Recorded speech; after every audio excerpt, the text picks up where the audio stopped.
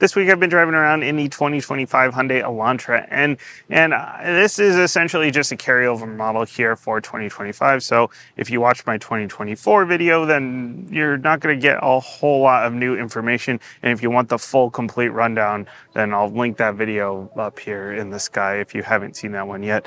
But the reason that I wanted to drive this one here is because this is a dual clutch. All of the Elantra Ns and Veloster Ns I've driven in the past have all been the manuals. So I wanted to get a shot at the dual clutch, and because it's my favorite car in the segment, and so I didn't want to turn down an opportunity to drive it again. But basically we're gonna kind of go around the car from the outside in as usual, but we're just gonna hit the highlights real quick and then we'll get to the drive.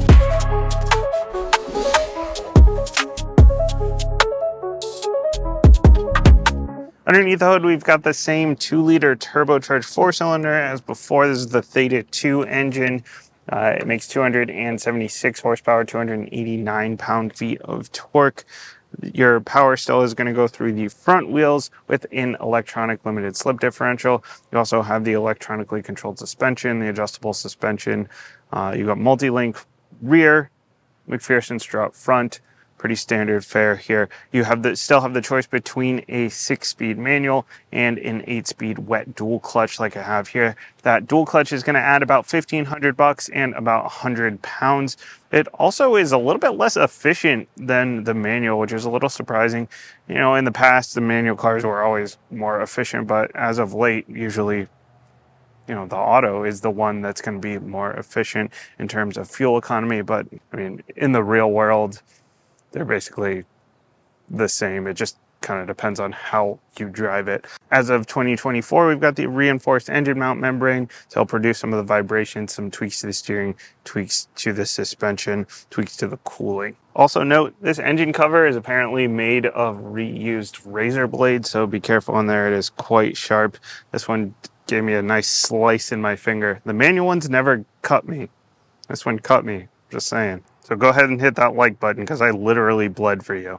We've got this lovely N exclusive peanut butter exterior. At least that's what I always think of when people online abbreviate it as PB. This is performance blue, I guess, actually, not really peanut butter. But looks quite nice in this color, especially with the red strips that all the N cars get.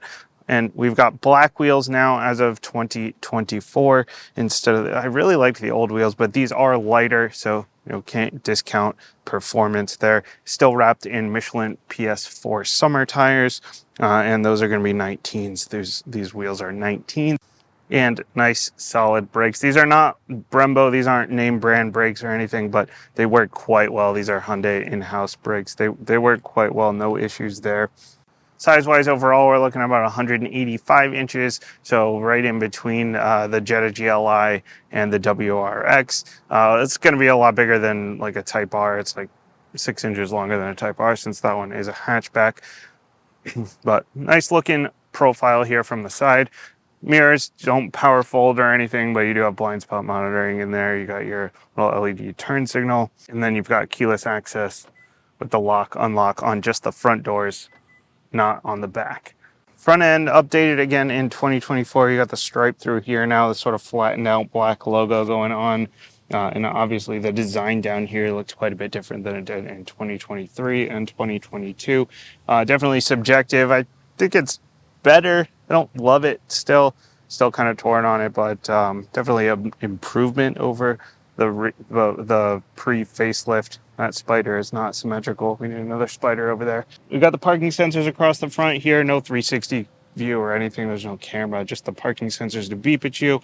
And then we've got the LED headlights here. They are not adaptive. They won't corner with you or anything, but they are quite nice in terms of visibility at night. And then lots of cooling up here in the front as well as the sides here for the wheels and brakes. Back end, again, design updated last year for 2024. We got sort of the flattened out, blacked out Elantra as well as the Hyundai logo up here.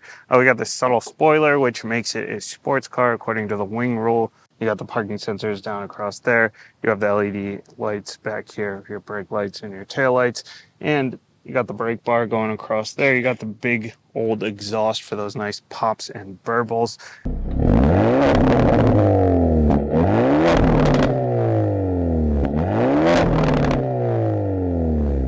got the hidden button in here, pops open into about 14 cubic feet of space. That's right on par with the GLI. It's a little bit more than what you get with the WRX. But this one does have that chassis brace right there in the middle. So if you got a lot of big stuff that you need to shove through, you can pull the seats down. It's just that brace will kind of get in the way a little bit if you've got big stuff to pass through. But if you're like putting skis in there or something, be totally fine. Underneath the floor, there is a fix-a-flat kit. There's a lot of space here. Wish they would have put a spare. I mean, I guess it's weight savings, but still, just put a spare tire in there. I'll take the weight. And there's nothing to grab up here. So when you close it up, you do have to grab the paint. And you can also open that from the key fob. I wish they had kept the old fobs after the facelift. They got these egg fobs, which are not super nice, but they used to have those like metal, nice, like weighted key fobs for Hyundai, but now we just got this one. It's black because it's an N, but on the side there, you can hold that down. You want to pop the trunk open. And then you do, since this one is the automatic, you have the benefit of having remote start, and you got it right there on the key fob. So lock it up, hold that down. Nice and easy. As far as the interior, I'm a big fan of the layout here. I'm glad they didn't put flat black plastics everywhere like Subaru does in the WRX, though the TS was a lot better, admittedly. But, you know, you've got a little bit of texture here. Yeah, there are hard plastics, but to be expected. A little bit of suede in the doors. The leather and Alcantara seats are quite nice. This is one spot where I know I've talked to some people in the past, and they found that the seats just did not work for them. They owned the car sort of very briefly because the seats just didn't work for them. So these are ones you're gonna want to sit in for a little while. Personally, I'm a big fan of them. I find them supportive, and I'm about at the limit here in terms of width here for the bolsters, and the bolsters are not adjustable. But these are definitely ones you're going to want to take a decently long test drive or sit in them for a little while, make sure that the seats work out okay for you. But again, I like them. They're manually adjustable, no lumbar or anything like that. The steering wheel nicely laid out. You got the nice big buttons for your N modes, your custom drive modes, nice big N green shift. That's your overboost, which we'll talk about a little bit during the drive. Everything is laid out really nicely. Nice big paddle shifters as well. Cluster standard fare here for a Hyundai, but it has a different modes. Once you cycle through the different modes, it gives you different graphics and stuff. But if you like a certain graphic, then you can, but if you like a certain style, you can stick it to that one so that it doesn't change with the different modes. Got a little bit of information you can cycle through there as well. No heads-up display, nice quick infotainment. Your N driving mode setup is all through here, and you've got some performance gauges and stuff. Android Auto, Apple CarPlay are here, but they are not wireless. They are wired, which, you know, for 2025, come on, it should be wireless really. But honestly, you know, that's a dongle. It's not a huge deal. You just buy the dongle, but it would be nice to see that. Lots of physical controls still down here, which is great to see. For your basic functions for your infotainment as well as your HVAC, all physical controls. You do have heated seats here as well. You got the dual zone climate. Wireless charger is standard down here. USB A and USB-C at 12 volts. Your drive modes, your cameras, everything is accessible here. You still get a manual handbrake. Love to see that. Even in the auto, you still get that manual handbrake. Cup holders. This one has a little insert if you have something smaller you want to put in there, I guess. A little bit of extra space back here as well. No more USBs or anything. Auto dimming mirror, no home link, anything like that. You do get the sunroof with the DCT here in the US. You cannot get the manual with the sunroof. The DCT automatically comes with the sunroof. So that was a point of contention when I put my video up about the manual. Apparently in Canada, you can get the manual with the sunroof, but here in the States, manual, no sunroof, DCT automatically gets the sunroof. At the Bose sound system, this one automatically gets the upgraded sound system when you get the N. Love to see that. So 8-speaker Bose sound system instead of the 6-speaker bass that's in the regular Elantra. Back seats here are awesome. If you're carrying kids around or you've got a tall family, you should be pretty good. I'm only 5'7", and I fit perfectly fine behind myself, but I do have the seat actually pushed back a little bit further than I would normally sit, and I've still got like a whole foot of space. No center vents or anything, but you do have USB-Cs there. Decent headroom. It does sort of pop up a little bit back here, so you get a little bit of extra headroom. No fold down center armrest, anything like that. But overall, nice and spacious. This is the most spacious back seat in the class, definitely. The Type R and the SI are very good in terms of space, but this is even better. This is the best in class in terms of space. So if you've got kids, if you've got a tall family, definitely going to want to check this one out. Definitely really nicely done. You've got the emotional support beam here. It's a very prominent feature, this brace through here, but you know, that's about the only thing. I wish that was a little bit more subtle, but outside of that, honestly, this interior is really quite nice, especially for the price. As always, I've been driving around in the Elantra N for the last week, like I do with all these cars. This is not my day job, so I am commuting to work. I'm also taking my kids around just school and taking the family around and all that, as well as getting some good spirited drives in at night when there's nobody around. So I've got a pretty good picture of this car, plus the fact that I've driven a bunch of these in the past. They've just all been manual. But one of the reasons why I really like this car is when I am looking for a car for myself, I like something that is very responsive. I want all the inputs to be very responsive. I want to feel like I'm fully in control of the car. And in this case, that is absolutely true from everything from the throttle to the brakes to the steering and to the transmission, whether you get the manual or the automatic. Obviously, a manual is going to do exactly what you tell it to do, but an automatic, there's such a range. Like well, depending on your RPMs, it won't give you the gear when you try to shift. Some will just, like the S3 I was just in, you had to wait 3 to 6 business days after you pull the pedal for it to shift, to actually perform the shift. In this, it not only does well on its own, it's not only programmed well and programmed aggressively, actually programmed definitely more towards the aggressive performance side than it is to the comfort side, because when you're driving around town, it'll hold gears a little while, it'll get a little bit jerky at low speeds, but that's sort of a typical thing with a performance-oriented dual clutch. But the benefit there is when you are pushing it, when you are on those spirited drives, it shifts aggressively and it shifts very quickly.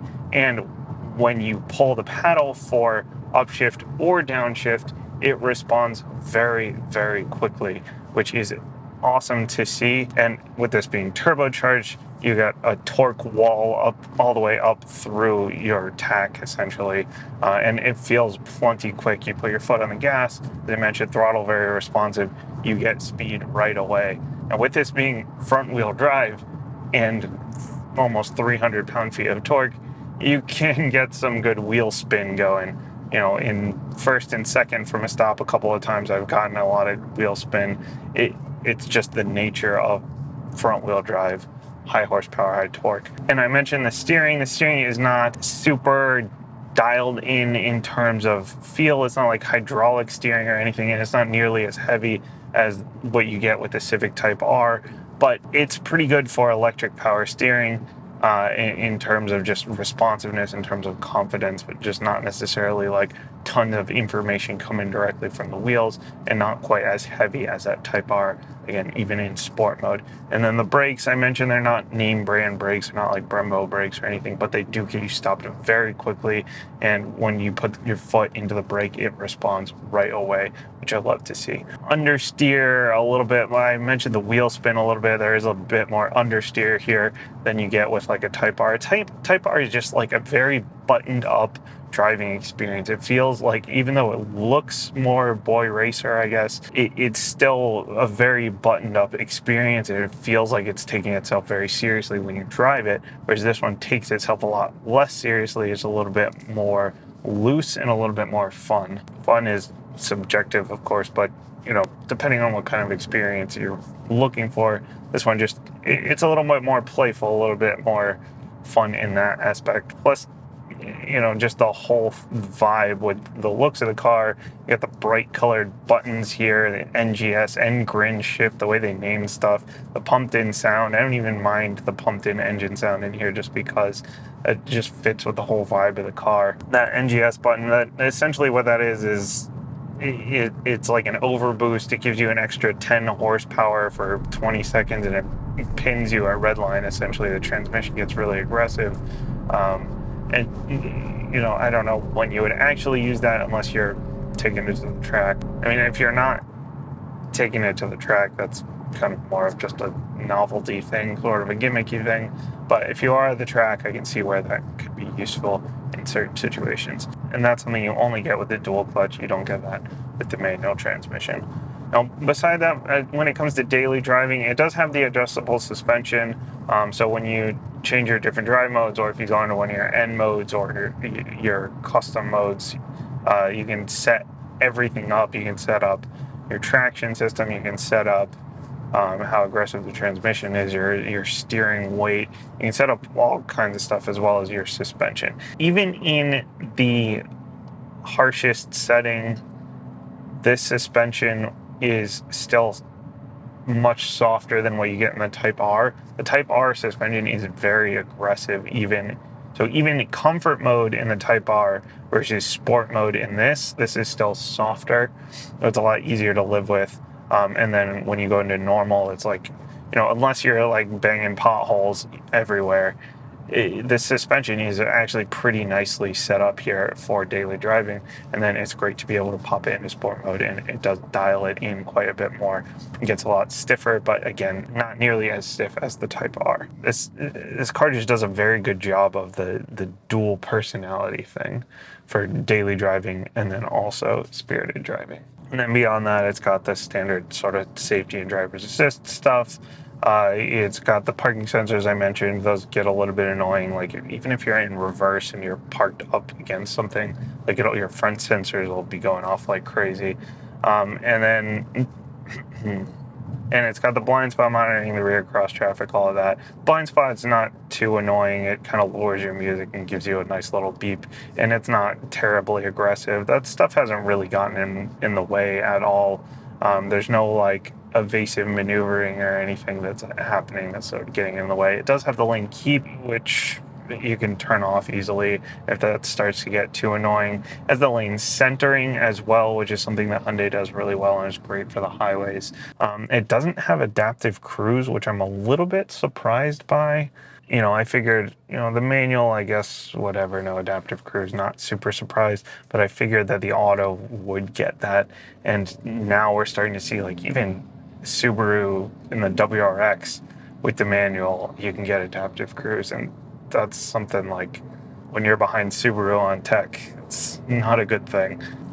So a little bit surprised not to see that, but not the end of the world. It still has regular cruise control. As a general driving experience, it's just such a fun car to drive. Again, as I mentioned, it does such a great job at being both a daily driver and that fun back road, twisty back road, track, everything. It can just do all of the things. If I was shopping in this segment, I would buy this. If we had the i30N here, the hatch, I would have bought one years ago. At the end of the day, it feels kind of cliche to say it at this point, but this car is such a great value. At 35 grand, you get quite a bit more than you would get with the Civic Si in terms of power, in terms of performance, in terms of, you get the adjustable suspension. That one finally added heated seats, but you get quite a bit more here overall as an overall package. And it is basically like a budget Type R, like a lot of people say, where you get 90% of the performance at about 10 grand less.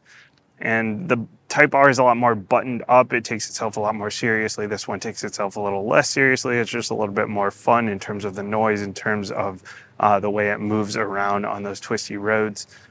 And then if you're against like the WRX, I would probably want to go TS to be sort of on par. But again, that one is $10,000 more. In terms of auto versus manual, Jason Cammisa had a great quote where he said something like arguing auto versus manual is equivalent to arguing sexual preference. You're just not going to get anywhere. So it's just whichever one you prefer. Both the auto and the manual are very, very good. The auto is very aggressive. So if you're mostly just driving around in the city, probably not the best choice. So if you're doing a lot of twisty back road driving or a lot of track driving, then the auto is definitely tuned very well for that, and it's very responsive, very quick. I strongly prefer this over the DSG and the GLI and the GTI. And if you're stuck between 2024 and 2025, just go with the 2024. You'll save a little bit of money. It's the exact same car. If you're stuck between a 2023 and a 2024, as I mentioned in my last video, unless you're really pushing it a lot or you're really well in tune with your car, you're probably not going to notice the performance differences too much there.